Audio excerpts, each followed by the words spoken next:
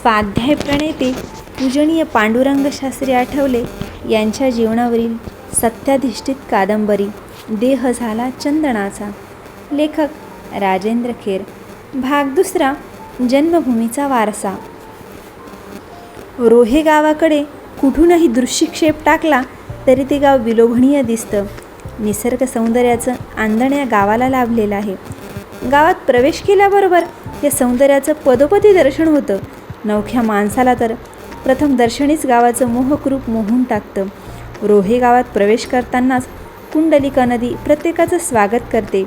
ही कुंडलिका नदी पश्चिम वाहिनी आहे. रोह्याची रखवारी करण्याचंच काम जणू तिच्याकडे आलेलं आहे, कारण तिला ओलांडून गेल्याशिवाय गावाची गाठ पडत नाही. अरुंद दगडी पुलांवर नदी ओलांडून जात असताना पाण्यात खडकांची काही बेटंही दिसतात. त्या बेटांसारख्या खडकांना गोंजारून नदीचं पाणी संतपाराने पूर्वेकडून पश्चिमेकडे वाहत असतं. पावसाळ्यात मात्र ही नदी रौद्ररूप धारण करते. मग तिच्या काठावर उभ्या असलेल्या वृक्षवल्लरींना आत्मसमर्पणाखेरीज गत्यंतर नसतं. पाण्याच्या पातळ इतकी वाढते की पलीकडच्या तीरावरील बाजारपेठेतल्या दुकानांशी नदीचं पाणी सलगी करायला जातं. अशा परिस्थितीत बाजारपेठेत लहान लहान गावांचा संचार सुरू होतो. पण एरवी मात्र कुंडलिका संतपणाने वाहत असते. ही नदी ओलांडून गेल्यानंतर प्रथम बाजारपेठ लागते. बाजारपेठेच्या मागच्या बाजूला डोंगराच्या रांगा आहेत आणि त्या डोंगराच्या कुशीत हे रोहे गाव वसलं आहे. दुरून बघितलं म्हणजे डोंगराच्या कुशीत असलेल्या गर्द झाडींमध्ये घरं खोचून ठेवल्यासारखी दिसतात. दहावीर हे रोह्याचे ग्रामदैवत.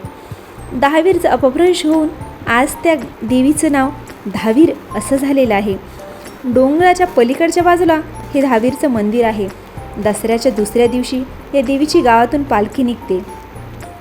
त्या प्रसंगी सारा गाव गजबजून गेलेला असतो. प्रत्येकाच्या उत्साहाला उधाण आलेलं असतं. पालखीच्या पुढून वाजत गाजत जाणारा ब्रिटिश बँड हे गावकऱ्यांचं खास आकर्षण. बाहेरगावी राहणारी रोहेकर मंडळी त्या दिवशी पालखीला आवर्जून उपस्थित राहतात. देवीची कृपा संपादन करणं ही रोहेकर मंडळींच्या दृष्टीनं परमवांछनीय गोष्ट. मात्र पालखीचं दर्शन चुकवणं हा त्यांच्या दृष्टीनं अक्षम्य अपराध असतो. भोपी हा या ग्रामदेवतेचा पुजारी. गावकऱ्यांच्या दृष्टीनं तो अतिशय भाग्यवान समजला जातो. पूर्वजन्मीच्या सुकृतानं त्याला हे भोपीपद प्राप्त झालेलं आहे अशी गावकऱ्यांची धारणा असते.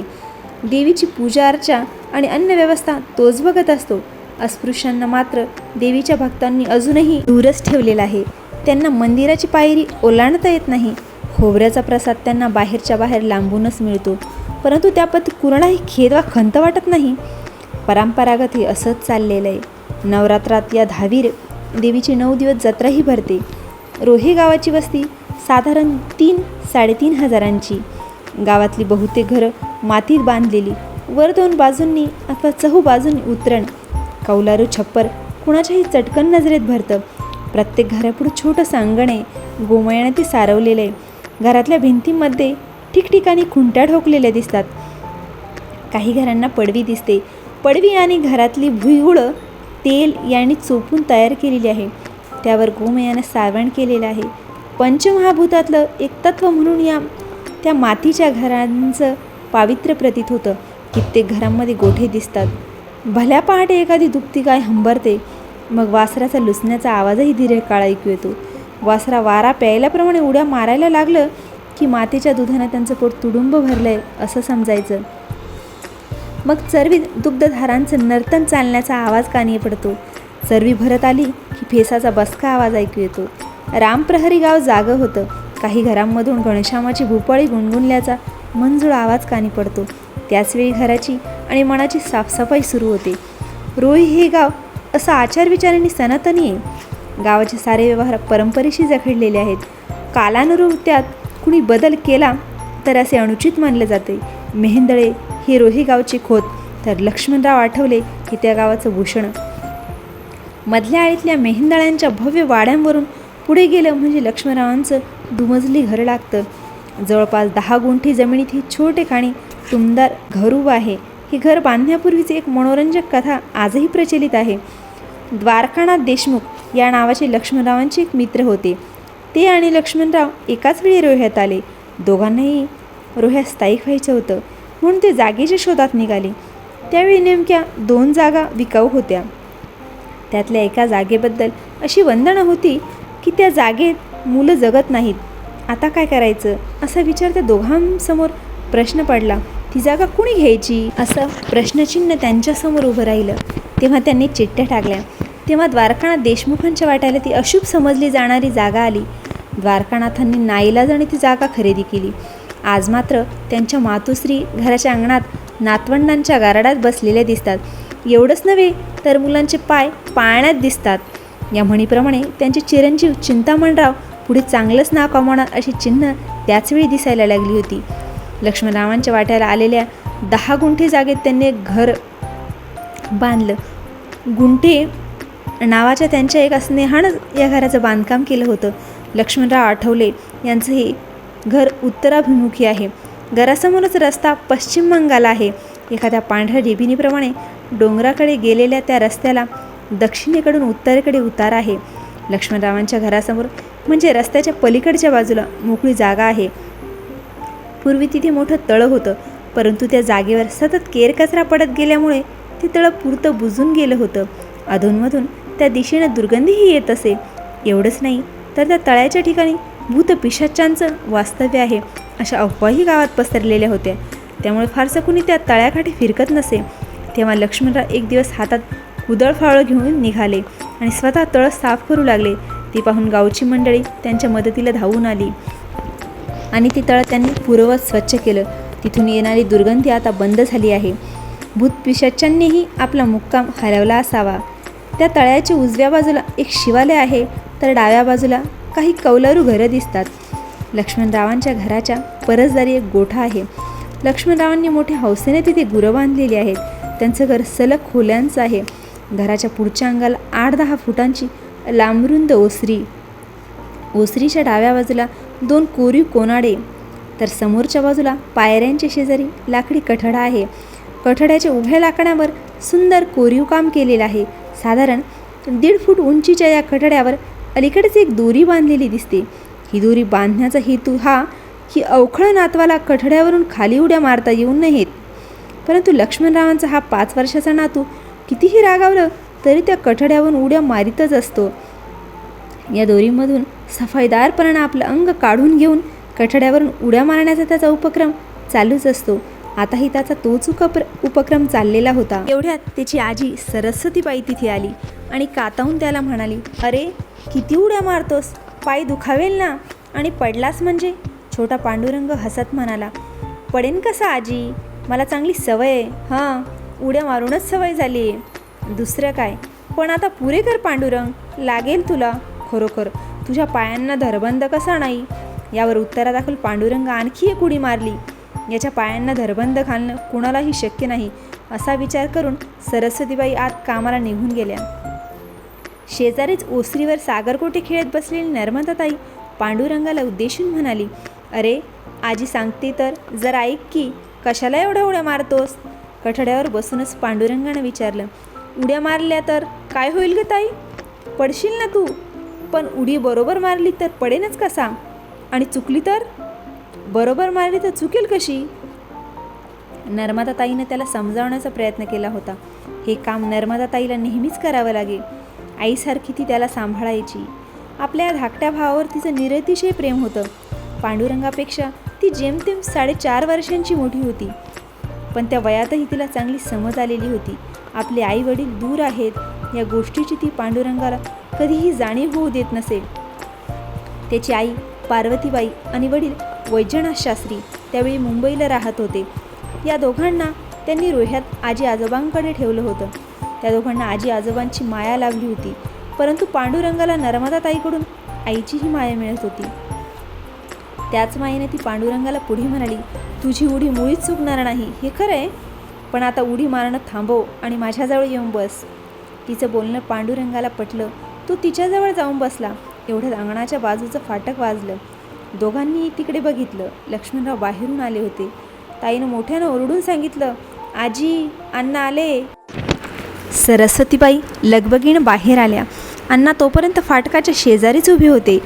सरस्वतीबाई दिसल्याबरोबर ते म्हणाले, चला पाणी द्या. सरस्वतीबाईंनी अंगणात पाणी नेऊन ठेवलं. अण्णांनी डोईचा फेटा बाजूला काढून ठेवला. सदराही काढला. मग त्यांनी भराभर पाणी अंगावर घेऊन स्नान उरकलं.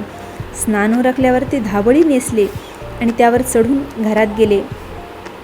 ओटीवर नर्मदेच्या शेजारी बसलेल्या पांडुरंगाकडे बघून जाता जाता अण्णा म्हणाले, हं, काय म्हणतोय आमचा झकास पांडुरंग? नर्मदा हसून म्हणाली, तो काही म्हणत नसतो, तो फक्त करीत असतो. अण्णांनी विचारलं, आज कोणते उद्योग केले? उद्योग नेहमीचाच, मघापासून कठड्यावरून उड्या मारतोय हा तुमचा झकास पांडुरंग. झकास पांडुरंग ही उपाधी पांडुरंगाला शाळेतल्या मुलांनीच दिली होती. अण्णांबरोबर तो रोज शाळेत जाऊन बसायचा. रोह्यात तेव्हा एकमेव हायस्कूल होतं. अण्णांच्या घरावरून पुढे जाऊन डावीकडे वळलं म्हणजे ही शाळा लागायची. शाळेत जाण्यासाठी जेमतेम 3-4 मिनटं चालावं लागे. या मेहंदळे हायस्कूलमध्ये अण्णा शिक्षक होते. इतिहास हा विषय ते शिकवायचे. 5 वर्षाचा पांडुरंग रोज त्यांचं बोट धरून शाळेत जायचा. खरं म्हणजे त्यावेळी म्हणजे 1925च्या सुमारास. मुलं मोठी झाल्यानंतरच त्यांना शाळेत घालण्याचा रिवाज असे. परंतु अण्णांच्यामुळे छोट्या पांडुरंगाला शाळेत येऊन बसण्याची सवलत मिळे. लहान असल्यामुळे पांडुरंग पहिल्या बाकावर जाऊन बसत असे. तो तेजस्वी बालक अंगावर घातलेल्या शुभ्र कपड्यामुळे आणखी तेजस्वी दिसायचा. इतर मुलांची कपडे मळकी असत, कपड्यावर डाग पडलेले असत. आधीच मळकट झालेल्या कपड्यांना मुलांनी बोरू पुसलेला असे, त्यामुळे त्या मुलांच्या कपड्यांचा अवतार झालेला असे. पांडुरंगाचे कपडे मात्र पांढरी शुभ्र आणि स्वच्छ धुतलेले असायचे. अण्णांचं ते कार्य असे. अण्णा रोज पांडुरंगाचे कपडे स्वतः धुवायचे. त्या कामात हयगय झालेली त्यांना मुळीच खपत नसे. ते पांढरी शुभ्र कपडे अंगावर चढवून जेव्हा पांडुरंग वर्गात जाऊन बसायचा तेव्हा इतर मुलांमध्ये तो उठून दिसायचा. वर्गातील इतर मुलं त्यावेळी गमतीने त्याला झकास पांडुरंग म्हणायची. अण्णाही अधूनमधून त्याला त्या उपाधीने संबोधायचे. नर्मदेच्या आताच्या बोलण्यावर ते पांडुरंगाला म्हणाले, पाय आता उगाच शिनवू नकोस, आज आपल्याला भुवनेश्वराला जायचंय चालत. पांडुरंगानं उत्साहानं विचारलं, ताई पण येणार ना? हो तर, आपण तिघांनीही जायचंय दुपारी. आज शाळेला सुट्टी आहे ना? पांडुरंगानं पुन्हा विचारलं, अण्णा आपण आत्ताच जायचं का? जाऊया ना. घरात जाता जाता अण्णा म्हणाले, नाही, आत्ता मला नित्यकर्म करायचे आहेत. एवढं बोलून ते आत निघून गेले. पांडुरंग काही वेळ विचारात पडला. त्याच्या मनात कोणते विचार चाललेत याचा नर्मदाला कोणताच थांगपत्ता लागत नव्हता. कठड्यापाशी जाऊन ती रस्त्याकडे बघू लागली. रस्त्यावरची वर्दळं आता वाढली होती. ऊन चांगलीच वर आली होती. रस्त्यापलीकडचे असलेल्या घरांपुढल्या आम्र वृक्षांमधून सूर्यप्रकाश पाझरलेला दिसत होता. उन्हामध्ये वृक्षांचा पर्णसंभार चमचम करीत होता. तळ्यापलीकडच्या बाजूला असलेलं शिवालय मात्र सावलीत दडलं होतं. मधूनच शिवालयातून घंटानाद ऐकू येत होता. नर्मदा अजूनही रस्त्याकडेच बघत होती. तिच्या तंद्रीचा भंग करून पांडुरंगानं विचारलं, ताई, अण्णांनी आज बाहेर स्नान कशासाठी केलं ग? पांडुरंगाकडे बघत ताई म्हणाली, अरे, अण्णा आज अस्पृश्यांच्या वस्तीत गेले होते ना, मनाचे श्लोक शिकवायला, म्हणून त्यांनी स्नान केलं. मनाचे श्लोक म्हटल्यावर स्नान करायचं असतं का ग ताई? मनाचे श्लोक म्हटल्यावर नाही, अस्पृश्यांच्या वस्तीत जाऊन आल्यावर स्नान करायचं असतं. का? अस्पृश्य म्हणजे कोण असतात? अस्पृश्य म्हणजे त्यांना शिवत नाहीत. म्हणजे ती माणसं नसतात, माणसंच असतात पण त्यांना शिवत नसतात. का? ती वाईट माणसं असतात का ग ताई? माणसं वाईट नसतात. पण जाऊ दे, तू कशाला एवढा विचार करतोस? एवढ्यात अण्णा तिथे आले. त्यांनी विचारले, कसला विचार चालला याचा? नर्मदा म्हणाली, कसला नाही अण्णा, काहीतरी प्रश्न विचारत असतो. ओसरीवरच्या तक्क्याला टेकून बसत अण्णा म्हणाले, काहीतरी प्रश्न तू विचारणार नाही नर्मदा. तू अतिशय हुशार आहे. सर्व गोष्टी जाणून घ्यायचा त्याचा परिपाठ आहे. आपणही त्याला योग्यच उत्तर दिली पाहिजेत. हां, आता काय प्रश्न पडलाय तुला पांडुरंगा? अण्णा, तुम्ही बाहेर स्नान कशासाठी केलं असं मी या ताईला विचारलं तर ती म्हणते, त्या माणसांना. कोणत्या माणसांना ग ताई? अस्पृश्य. हो, त्यांना शिवायचं नसतं असं म्हणाली ताई. अण्णाने एकदम पांडुरंगाला जवळ घेतलं. मग म्हणाले, पांडुरंगा, फार अवघड प्रश्न विचारलास बाळ. काय उत्तर देऊ तुला? त्या दृष्ट रूढींबद्दल सांगून तुला काही कळणार आहे का? मग जणू ती स्वतःशीच बोलायला लागले. देवानं माणूस सारखाच घडवला. पण माणसानंच माणसातला भेद निर्माण केला. अस्पृश्यांना दूर लोटलं, त्यांना गावकुशाच्या बाहेर ठेवलं. शिक्षण, शेती, उत्सव, मंदिर अशा अनेक गोष्टीपासून त्यांना वंचित केलं. कशासाठी? कुणीही भेद निर्माण केले. मला फार फार यातना होतात या गोष्टींमुळे. पण ही बंधनं झुगारून देण्यासाठी मी माझ्या परीने प्रयत्न करीत असतो. 20 वर्षापासून मी त्यांच्या वस्तीत जात आलो आहे. त्यांना शिक्षण देण्याचा प्रयत्न केलेला आहे. पण हा बदल एकदम कसा घडून येईल? त्यासाठी काही काळ जावा लागणारच. ही सामाजिक बंधनं मी काही प्रमाणात झुगारून दिलेली आहेत, पण ही बंधने एकदम सर्वस्वी झुगारून दिली तर समाज मलाच दूर लोटेल. मग मी समाजकार्य कसं काय करणार? तुला कसा काय घडवणार? पांडुरंग तेव्हा अण्णांकडे अवाक होऊन बघत होता. त्यांचं बोलणं त्याला समजत होतं, पण उमजत नव्हतं. या जगात कोणीतरी वाईट चालीरीती आहे आणि अण्णांना ती मुळीच मान्य नाही. इतकंच नाही तर ती वाईट रूढी घालवण्यासाठी अण्णा त्यांच्या परीनं प्रयत्न करीत आहेत याची जाणीव मात्र पांडुरंगाला झाली होती. अण्णा काही काळ बोलायचे थांबले होते. तेवढ्या सरस्वतीबाई हातात कडवेलांनी भरलेले ताट घेऊन बाहेर आल्या. खाली बसत त्यांनी विचारलं, कसलं एवढं गंभीर बोलणं चाललंय? नर्मदाताईनं उत्तर दिलं, काही नाही. पांडुरंगानं नेहमीप्रमाणे प्रश्न विचारला आणि अण्णा त्याला उत्तर देत होते. अण्णा म्हणाले, याचे प्रश्न मात्र विचार करायला लावतात हं. त्यांचं बोलणं संपतंय न संपतंय तोच पांडुरंगाचा पुढचा प्रश्न आलाच. आता मात्र प्रश्नाचा रोख सरस्वतीबाईंकडे होता. आजी, हे वाल आहेत ना? हो बाळा. पण त्याला मोड कसे आले? भिजत टाकल्यामुळे. वाल भिजत टाकले म्हणजे दुसऱ्या दिवशी त्यांना मोड येतात. भिजत टाकल्यानंतर मोड येतात ही गोष्ट पांडुरंगाच्या मनात ठसली होती. कदाचित त्यानं पुढचा प्रश्न विचारला असता, पण तेवढ्यात अण्णा जागचे उठले होते. उठताना ते म्हणत होते, चला थोडा वेळ मागावर काम करतो. सरस्वतीबाई म्हणाल्या, 10 वर्ष माग चालवणं चाललंय. आता थोडा विसावा घेतला तर नाही का चालणार? शिवाय आज सुट्टीचा दिवस म्हणून म्हणते विश्रांती घ्यावी. अण्णा म्हणाले, अगं विसावा घेऊन कसं चालेल? तिकडे गांधीजी केवढं कार्य करीत आहेत. त्यांच्या कार्याला आपण थोडाफार हातभार लावायला नको का? परदेशी कपडा वापरू नका असं मी ठिकठिकाणी जाऊन सांगत असतो ना. मग आपले कपडे आपण तयार करायला नकोत का? खरं म्हणजे अण्णा पूर्वी टिळकवादी होते. सारं कोकण, विशेषतः कोकणातले चित्पावन ब्राह्मण पहिल्यापासूनच टिळकवादी होते. 1920 साली टिळकांचं निधन झालं. जहाल टिळकयुग लौकिकदृष्ट्या संपलं. पुढे गांधींचा उदय झाला. तरी पण कोकणातले लोक पूर्वीप्रमाणेच टिळकवादी राहिले होते. अण्णांनी मात्र तेव्हा गांधीवाद स्वीकारला होता. कालानुरूप स्वतःचे बदल घडवून आणण्याचा त्यांचा स्वभाव होता. एक तत्वाला चिकटून राहणं त्यांना मान्य नव्हतं. जहालांकडून मावळांकडे येण्यामागची त्यांची काही तत्त्वे होती. अण्णा असे तत्वनिष्ठ होते, पण ते कर्मकांडी मुळीच नव्हते. ब्राह्मणाला आवश्यक तेवढीच कर्म ते करीत असत. तसे ते पुरोगामी विचारसरणीचे होते. गांधीवाद स्वीकारल्यानंतर त्यांनी खादीचा प्रचार सुरू केला. खादीच्या प्रचारांपूर्वीच म्हणजे 1914 पासून त्यांच्याकडे हातमाग आला होता. गांधीजींच्या उदयानंतर हा हातमाग घराच्या पुढच्या अंगणात आला. लक्ष्मणराव स्वतः सूत कातून त्यावर कापड विणायचे. पांडुरंग 2-2.5 वर्षाचा असल्यापासून अण्णांनी स्वतःच कापड विणून त्याच्या अंगावर खादीचे कपडे चढवले होते. या खादीला कधी सोडू नकोस बरं, असं त्यांनी तेव्हा पांडुरंगाला सांगितलं होतं. अण्णांनी दिलेला हा खादीचा वसा पांडुरंग पुढे आयुष्यभर जोपासणार होता. मागाच्या दिशेने जाता जाता ते पुढे म्हणाले, या पांडुरंगासाठी नवा सदरा तयार करतोय, एकदम झकास होणार आहे. सरस्वतीबाई म्हणाल्या, किती कष्ट घ्यायचे, आज सकाळीच बाहेर जाणं झालंय म्हणून म्हणते आता विश्रांती घ्यावी.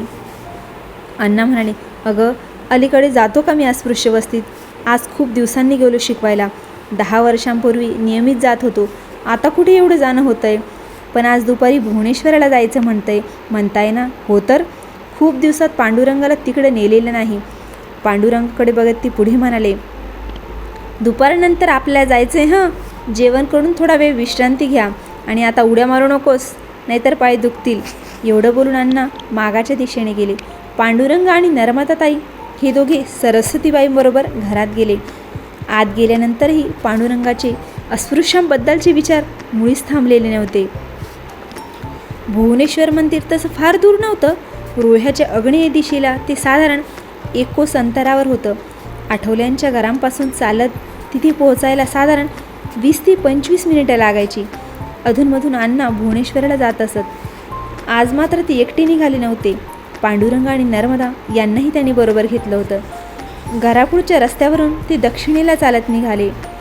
सरळ चढून गेल्यानंतर त्यांना डावीकडे वळावं लागणार होतं.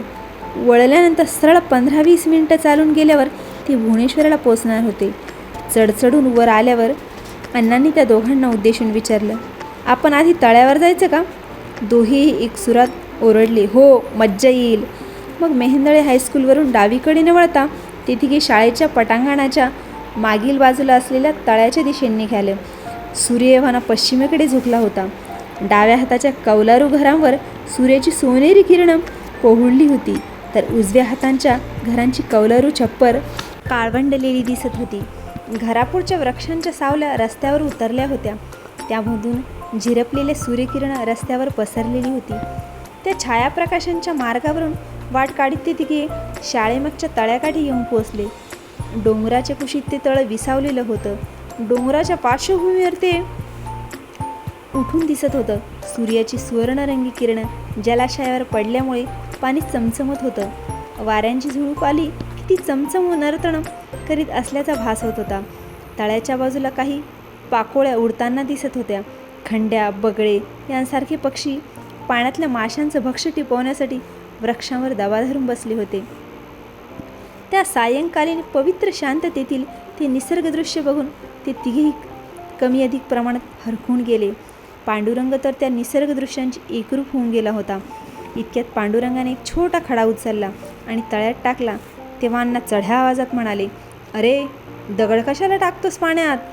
तळ भरून जाईल ना. पण अण्णा, 1-2 खडे टाकले तर तळ कसं भरून जाईल? अरे, प्रत्येकानंच जर 1-2 खडे टाकले तर तळ बुजायला कितीचा काळ लागणार? केवढ्या कष्टानं आम्ही ते तळ खणलंय. अण्णा, तुम्ही खणलं ते तळ? होकारार्थी मान हलवून अण्णा म्हणाले, मी सुरुवात केली, पण आमच्या शाळेच्या मुलांनी खणलं हे तळ. नर्मदेनं उतावीळपणाने विचारलं, केव्हा खणलं? सांगा ना अण्णा. नर्मदेच्या प्रश्नावर अण्णांनी तो सारा वृत्तांत त्यांना कथन केला. रोहे गावाजवळ खाडी होती.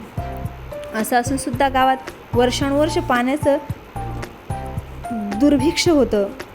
पाण्याची चणचण नाहीशी करण्यासाठी आपण काहीतरी केलं पाहिजे असं अण्णांना नेहमी वाटायचं. आपला हा विचार ते द्वारकानाथ देशमुखांना वेळोवेळी बोलून दाखवायचे. एक दिवस ते बोलता बोलता द्वारकानाथ देशमुखांना म्हणाले, गावाजवळ खाडी आहे, पण खाडीच्या पाण्याचा आपल्याला काहीही उपयोग होत नाही. तेव्हा पाण्यासाठी आपण एखादं तळ खणलं तर? द्वारकानाथ म्हणाले, कल्पना उत्तम आहे लक्ष्मणराव, पण खणणार कोण ते नंतर बघू. आधी तळ्यासाठी जागा तर बघितली पाहिजे. द्वारकानाथ उत्साहानं म्हणाले, चला मी तुम्हाला जागा दाखवतो. दोघेही जागेच्या शोधासाठी निघाले. शाळेच्या पटांगणाच्या मागे डोंगराच्या पायथ्याला असलेली जागा द्वारकानाथ देशमुखांनी दाखवली. ती जागा बघता क्षणीच अण्णांना पसंत पडली, कारण 2 डोंगरांच्या बरोबर बेचक्यात ती जागा होती. पावसाळ्यात पाण्याचे ओहाळे तिथे येऊन मिळाले असतेच, परंतु एरवीसुद्धा तिथे पाणी साठून राहिलं असतं. त्याच जागेवर तळ खणावं असं त्या दोघांनाही एकमत झालं. खरं तर त्या ठिकाणी कुणी जात नसे, कारण एक गुजराती व्यापारी तिथे बुडून वारला होता. द्वारकानाथांनी पुन्हा विचारलं, जागा तर ठरली, पण तळ खणणार कोणते? नाही सांगितलं. कोण म्हणजे काय? मी स्वतः कामाला लागणार? तुम्ही? अहो, ते कसं शक्य आहे? का नाही शक्य? कामाला सुरुवात केली म्हणजे सारं काही शक्य होतं. भगवंताची इच्छा असेल तसंच घडेल. पण कुणीतरी सुरुवात करायला नको का? द्वारकानाथ अवाक होऊन त्यांच्याकडे बघत राहिले. दुसऱ्या दिवशी अण्णा स्वतः कुदळ फावडं घेऊन डोंगराच्या दिशेनं निघाले. त्यांच्याकडे पाहून गावकऱ्यांनाही आश्चर्य वाटलं. गावात कुजबूज सुरू झाली. गावाच्या हितासाठी लक्ष्मणराव एकटेच श्रम करायला निघालेत या गोष्टींची त्यांना जाणीव झाली. तोपर्यंत अण्णांनी तळ खणायला प्रारंभ केला होता. आपले गुरुजी गावासाठी तळ खणत आहेत हे पाहून विद्यार्थी त्यांच्या मदतीला धावून आले. गावात जेव्हा ही वार्ता पसरली तेव्हा कित्येक गावकरी कुदळ फावडं घेऊन तळ खणण्याच्या कामावर रुजू झाले. अशा रीतीनं काम करून त्या सर्वांनी काही दिवसातच एक सुंदर तळ खणून तयार केलं. द्वारकानाथ आणि लक्ष्मणराव यांच्या अपेक्षेप्रमाणेच तिथे पाण्याचा मुबलक साठा मिळाला. गावकऱ्यांनी लगेच ते तळं बांधून काढलं. अशा रीतीने अण्णांच्या पुढाकाराने पाण्याचा प्रश्न सुटला. गावातली पाण्याची चणचण दूर झाली. हा सारा इतिहास सांगितल्यावर अण्णा पांडुरंगाला म्हणाले, म्हणून म्हटलं पाण्यात खडे टाकू नकोस. अण्णांचे बोल त्याच्या मनात साठवले गेले. कोणता तरी अनामिक विचार त्याच्या मनात रुजला होता. छोटा पांडुरंग म्हणाला, अण्णा मी पुन्हा नाही खडे टाकणार. मी मोठा झालो ना की तुमच्यासारखंच काम करणार. ते काम तुला करायचंच आहे पांडुरंगा. चला आता अंधार पडायच्या आत आपल्याला जाऊन यायचंय. अण्णा झपाझप पावलं टाकीत निघाले. नर्मदा आणि पांडुरंग मोठ्या उत्साहानं बागडत त्यांच्या पुढून निघाले. शाळा ओलांडून ते भुवनेश्वरच्या रस्त्याला लागले. काही वेळातच भुवनेश्वरचं कोसभर अंतर काटून ते तिथल्या मंदिरापाशी जाऊन पोचले. भुवनेश्वर मंदिराच्या आसपास त्यावेळी मनुष्यवस्ती मुळीच नव्हती. तिथला सारा परिसर शांततांत होता. मात्र त्या शांततेत पावित्र्य कोंदून राहिलेलं होतं. इतर कोणताही ध्वनी तिथे ऐकू येत नव्हता. ऐकू येत होता फक्त अनाहत ध्वनी. भुवनेश्वर मंदिराभोवती आंब्याची झाडं होती.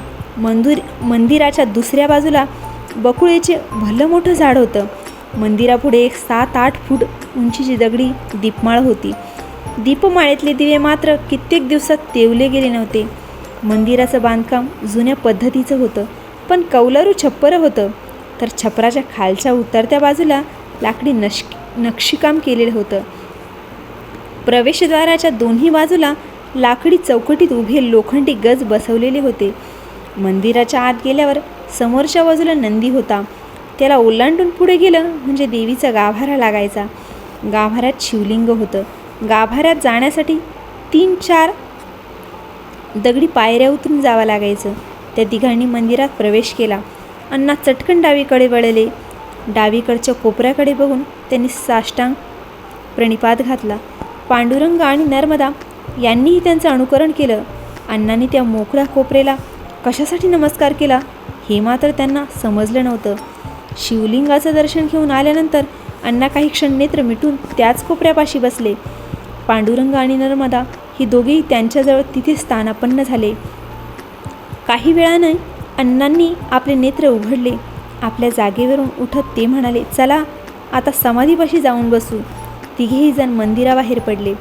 भुवनेश्वर मंदिराच्या पलीकडच्या बाजूला अण्णांचे आजोबा पांडुरंगपंत यांची समाधी होती. समाधीच्या भोवतीनं अण्णांनी थोडंफार बांधकाम केलं होतं. तिथेच उजव्या बाजूला छोटी छोटी जलाशये होती, जणू मोठी कुंडच. त्यामध्ये कमळं फुललेली होती. तिघेजण समाधीकडे जायला निघाले. वाटेत एक बकुळीचं झाड होतं. बकुळीची काही फुलं भूमीवर पडली होती. नर्मदेनं चटकन थोडी फुलं वेचून आपल्या ओंजळीत घेतली. अण्णा तेव्हा म्हणत होते, बरं का पांडुरंग, 70 वर्षापूर्वी तुझ्या खापर पंजोबाची ही समाधी बांधली गेली. समाधी म्हणजे काय हो अण्णा? अरे या ठिकाणी तुझ्या खापर पंजोबावर अंत्यसंस्कार करण्यात आले. त्यांनी संन्यास घेतला होता ना, म्हणून अंत्यसंस्कार झालेल्या जागेवर हे पवित्र स्मारक म्हणजे त्यांची आठवण ठेवण्यासाठी बांधून ठेवलेली पवित्र जागा. स्मारक म्हणजे काय हा पांडुरंगाचा पुढचा प्रश्न अपेक्षित धरून अण्णांनी त्यासंबंधीही सांगून टाकलं होतं. पण पांडुरंगानं दुसराच प्रश्न उपस्थित केला. अण्णा, संन्याशी म्हणजे ज्ञानेश्वरांच्या आईबापांनी घेतला होता तोच ना? हो तसाच. एव्हाना तिघेजण पांडुरंग पंताच्या समाधीच्या ठिकाणी येऊन पोचले होते. छोट्या पांडुरंगाच्या मनात तेव्हा पुढचा प्रश्न घोळत होता. अण्णा समाधीच्या पुढे बसले तेव्हा त्यांच्याजवळ बसून पांडुरंगाने विचारले, अण्णा हं इकडे बघा ना, माझ्या खापर पंजोबांनी संन्यास कशासाठी घेतला हो? ज्ञानेश्वरांच्या आईबापांसारखं त्यांनाही गावानं वाईट टाकलं होतं का? छे रे, त्यांनी संन्यास घेतला त्याला वेगळं कारण होतं. कोणतं? सांगेन पुन्हा कधीतरी. आता मात्र इथे माझ्याजवळ स्वस्थ बस. मी काय सांगतो ते ध्यान देऊ नये. या समाधीवर डोकं टेक. माझ्या हातून फार मोठं कार्य घडू दे अशी मनातल्या मनात प्रार्थना कर. हात जोडून तो समाधीवरचा दगडी पादुकांकडे बघत राहिला. मग त्यानं आपले नेत्र मिटवून घेतले. आपल्या अंगात खरोखरच काहीतरी चैतन्य निर्माण होतंय असं तेव्हा त्याला वाटू लागलं. दिव्य ऊर्जा स्रोत आपल्या शरीरात प्रसृत झाला आहे हेही त्याला उमगलं. त्याही वयात त्याला काही स्पष्ट जाणीव झाली. नर्मदासुद्धा आपले नेत्र मिटून आणि हात जोडून बसली होती. थोड्याच वेळात अण्णांनी आपले नेत्र उघडले. पांडुरंग तेव्हा त्यांच्याकडेच बघत होता. आधीच तेजस्वी दिसणारे त्याचे निळसर नेत्र अण्णांना आणखी तेजस्वी भासले. त्यांच्याकडे एकटक बघत असताना अण्णा मनाशी म्हणत होते, याच्या ठाई काहीतरी दिव्यशक्ती असलीच पाहिजे, म्हणून याला फार जपायला हवं. याला काहीही कमी पडू देता कामा नये. त्यासाठी मला कंबर कसली पाहिजे. एकदम त्यांना पांडुरंग पंताच्या भविष्यकथनाची आठवण झाली. पांडुरंग पंत आपल्या मुलांना नेहमी सांगायचे, माझ्यापासून 5व्या पिढीत एक सत्पुरुष जन्माला येणार आहे, त्याला काहीही कमी पडू देऊ नका. पांडुरंग पंताचा हा उपदेश अण्णांनी तंतोतंत पाळला होता. आपल्या वारसदाराला काही कमी पडू नये म्हणून त्यांनी रोह्याच्या आसपास जमिनी घेऊन ठेवल्या होत्या, जंगलं घेतली होती. आपल्या मिळकतीतले पैसे साठवून त्यांनी या गोष्टी केल्या होत्या. भविष्यात डोकावून बघून वर्तमानात त्याप्रमाणे जगण्याची अण्णांची रीत होती. त्यांच्या या दूरदृष्टीमुळे पांडुरंग पंतांच्या भावी आयुष्याचा भक्कम पायाच घातला जाणार होता. अण्णांच्या मनात पांडुरंगाबद्दलचे विचार चालू असतानाच नर्मदा म्हणाली, अण्णा निघायचं का? तिने सांज झाली. हो चला, आज बरोबर कंदील आणलेला नाही. अण्णांचं बोलणं बरोबरच होतं, कारण रोह्यात अजून वीज आलेली नव्हती. आपल्या प्रजेला भुलविण्यासाठी परकीय ब्रिटिश सत्तेनं देशात अनेक सुधारणा घडवून आणलेल्या होत्या. सोयीसुविधा निर्माण केल्या होत्या. आगगाडी, तारायंत्र अशा अनेक सुधारणांबरोबरच वीजही देशात आलेली होती. परंतु त्या विद्युत दीपांचा प्रकाश अद्याप रोह्यापर्यंत फाकला नव्हता. त्यामुळे संध्याकाळनंतर गावात अंधाराचं साम्राज्य पसरायचं. अशा परिस्थितीत रस्त्यातून जाताना कंदिलाची आवश्यकता भासत असे. परंतु आज अण्णांनी बरोबर कंदील आणलेला नव्हता. म्हणून नर्मदेनं बोलणं ऐकून ते लगबगीने उठले. अंगातला खादीचा सदरा एकसारखा केला. मग पांडुरंगाकडे बघून म्हणाले, निघूया ना आपण, अंधार पडायचा, आत घरी पोचायला हवं ना. आपल्या जागेवरून उठत पांडुरंगानं विचारलं, पुन्हा केव्हा यायचं इथे? नेहमीच यायचं आहे. तू पुढे मोठा झालास ना तर या क्षेत्राला विसरू नकोस बरं. आपल्या आठवले घराण्याचं हे परमपवित्र तीर्थक्षेत्र आहे. कोणत्याही अडीअडचणींच्या वेळी इथे येत जा, तुला मार्ग सापडेल. आपल्या श्रद्धास्थानाला तू शरण जा. अण्णा पुढे मनाशी म्हणाले, याच्या बाबतीत ईश्वरी योजना काय आहे कुणास ठाऊक. कदाचित हा स्वतःचा मार्ग स्वतः शोधील. पांडुरंगाला त्यांचं मघाचं बोलणं सर्वस्वी समजलेलं नव्हतं. तरी पण होकारार्थी मान हलवून त्यानं पुन्हा एकदा त्या परमपवित्र समाधीस्थानाला श्रद्धायुक्त अंतःकरण नमस्कार केला. मग मात्र ते तिघे तिथून बाहेर पडले. भुवनेश्वर मंदिरावरूनच त्यांना रस्त्याच्या दिशेनं जावं लागणार होतं. मंदिरापाशी आल्यावर अण्णांनी पुन्हा एकदा बाहेरून शिवाला वंदन केलं. डावीकडच्या कोपऱ्याच्या दिशेनं बघूनच त्यांनी आपले हात जोडले. मग झपाझप पावलं टाकीत ते निघाले. पांडुरंग आणि नर्मदा ही बहीण भावंडंसुद्धा त्यांच्या लगबगीनं निघाली. रस्त्यावर आल्यानंतर गावाच्या दिशेने जाण्यासाठी पश्चिमेकडे तोंड करून ते निघाले. सूर्य तेव्हा पश्चिमेकडच्या उंच डोंगरांच्या आड गेला होता. सूर्याचा तांबूस प्रकाश पश्चिमेकडे झुकलेल्या पांढुरक्या ढगांवर पडला होता. त्यामुळे ढगांच्या बाजूनं मात्र नारंगी रंगाची प्रभा फाकली होती. जणू पश्चिम क्षितिजावर नारंगी रंगाची उधळण झाली होती. नारंगी पडद्याच्या पार्श्वभूमीवरील ते उंच डोंगर मात्र काळपट करड्या रंगाचे दिसत होते. पश्चिम क्षितिजाकडे झेपावणारा पक्षीगण त्या डोंगरांमध्ये लुप्त होत होता. पांडुरंगाचं मात्र त्या निसर्गाकडे लक्ष नव्हतं. अण्णांच्या मघाच्या बोलण्यावर त्यांचे विचार चाललेले होते. शिवाय अण्णाने भुवनेश्वर मंदिरात प्रवेश केल्यानंतर दाराजवळच्या डावीकडच्या कोपऱ्याकडे बघून नमस्कार कशासाठी केला होता याचंही कोडं त्याला उलगडलं नव्हतं. त्याने तेव्हाच अण्णांना विचारलं, अण्णा मगाशी तुम्ही मंदिरात कुणाला नमस्कार केलात? कुणाला म्हणजे काय? देवाला. तिथे कुठे देव होता? तुम्ही तर त्या कोपऱ्याकडे बघून नमस्कार केलात. हो बरोबर आहे. बरोबर ना, मग कुणाला नमस्कार केला ते सांगा की. अरे तिथे मी सांगेन तुला पुन्हा केव्हा तरी. आता अंधार पडायच्या आत घरी गेले पाहिजे. चला. पटापट पाय उचला. नर्मदा आणि पांडुरंग भराभर चालायला लागले. पायांचा वेग वाढला होता. त्याचबरोबर पांडुरंगाच्या मनातलं विचारचक्रही वेगानं चाललं होतं. पांडुरंग पंत संन्याशी का झाले आणि अण्णांनी मंदिरातल्या त्या कोपऱ्याकडे बघून नमस्कार का केला हे प्रश्न त्याला चांगलेच भंडावत होते. एव्हाने ते शाळा ओलांडून उजवीकडे घराच्या दिशेने वळले होते. थोड्याच वेळात ते घरापाशी येऊन पोचले. तिन्ही सांज तेव्हा टळून गेली होती. घराघरात कंदील आणि तेलाचे दिवे तेलायला लावले होते. अण्णांच्या घरातही दिवे तेवले गेले होते. अंगणात प्रवेश केल्याबरोबर सरस्वतीबाई त्यांना सामोऱ्या आल्या आणि म्हणाले, किती उशीर. तिन्ही सण टळून गेली. अण्णा म्हणाले, उशीर झाला खरा, पटकन आम्ही हातपाय धुवून घेतो, तोपर्यंत तुम्ही दुपारतीची तयारी करा. मान डोलावून सरस्वतीबाई आत निघून गेल्या. पुन्हा बाहेर येऊन त्यांनी मुलांवरून तुकडा वळवून टाकला. म्हणाल्या, एवढ्या उशिरा रानावनात यायचं म्हणजे हे करायलाच हवं. मग हातपाय धुवून पांडुरंग आणि नर्मदा अण्णांच्या दुपारतीत सामील झाले. धुपाचा सुगंध तेव्हा सर्वत्र दरवळत होता. पांडुरंगाच्या मनातले विचार मात्र मुळीच थंडावले नव्हते. आरती करताना देखील मघाचा प्रश्न त्याच्या मनात उफाळून वर येत होता आणि विचारांच्या आवर्तात सतत फिरत होता.